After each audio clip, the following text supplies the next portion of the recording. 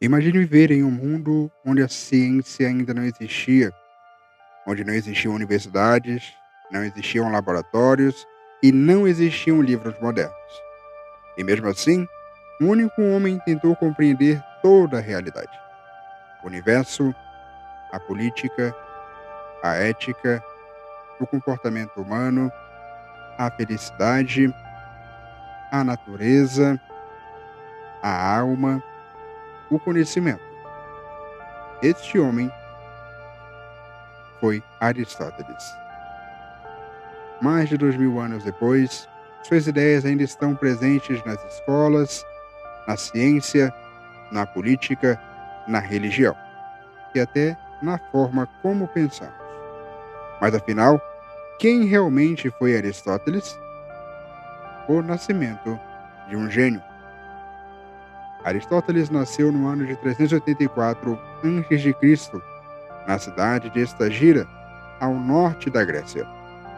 Seu pai era médico do rei da Macedônia. Isso foi extremamente importante, porque desde cedo Aristóteles cresceu observando o corpo humano, a natureza, os animais e o funcionamento da vida. Diferente de muitos filósofos da época, Aristóteles tinha fascínio pelo mundo real.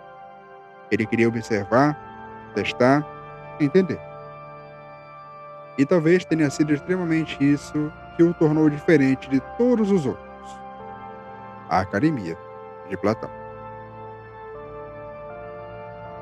Ainda jovem, Aristóteles foi enviado para Atenas, o centro intelectual do mundo grego.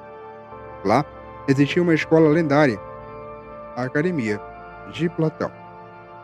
Plato, Platão já era considerado um dos maiores pensadores da humanidade, e Aristóteles se tornou seu discípulo. Durante quase 20 anos, Aristóteles estudou o lado de Platão, mas havia uma diferença profunda entre os dois. Platão acreditava que o verdadeiro mundo era o mundo das ideias, um lugar perfeito, imutável, superior ao mundo físico. Aristóteles discordava. Para ele, a verdade estava aqui, na realidade, na experiência, na observação. O filósofo de Alexandre o Grande. Depois da morte de Platão, Aristóteles deixou Atenas. Algum tempo depois, recebeu um convite que mudaria sua vida.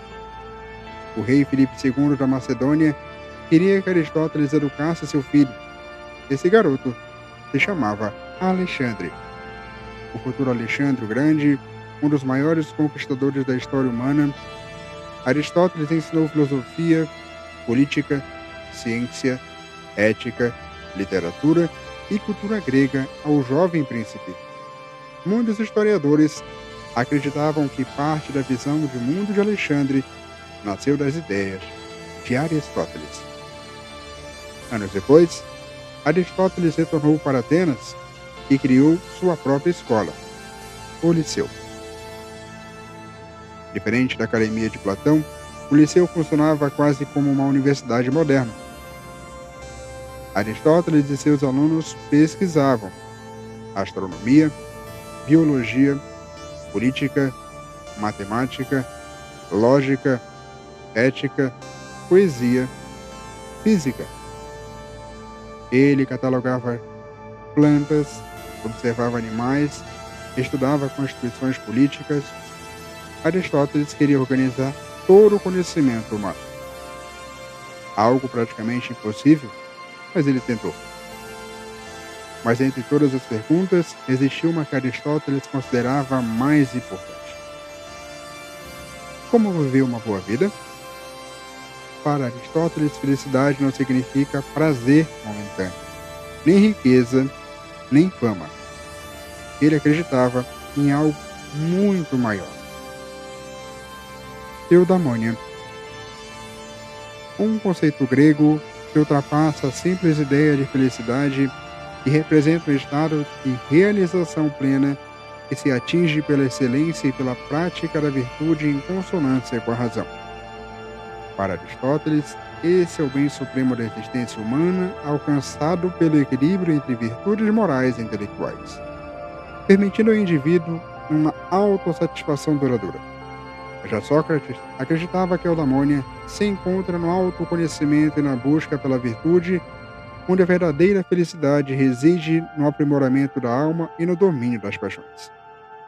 Aristóteles acreditava que quase todos os problemas humanos nascem do excesso, e por isso criou uma das ideias mais famosas da história. A coragem, por exemplo, fica entre dois extremos: covardia, imprudência. O equilíbrio era o verdadeiro caminho da sabedoria. E talvez isso explique por que o mundo moderno parece tão perdido.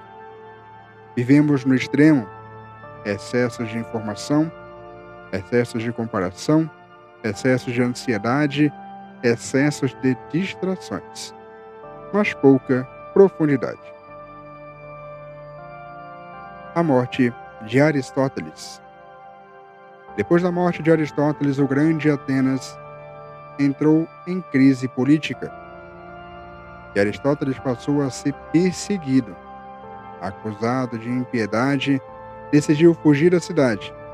Segundo relatos históricos, ele teria dito: "Não permitirei que Atenas peque duas vezes contra a filosofia", uma referência direta à morte de Sócrates.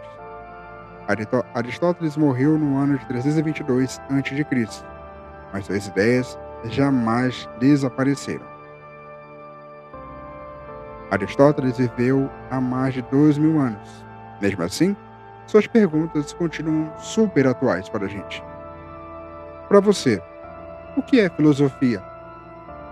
Para você, o que é felicidade? Como devemos viver? O que torna uma vida boa?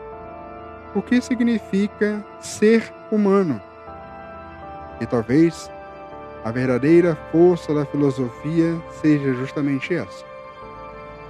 Ela atravessa séculos porque continua falando diretamente com a alma humana.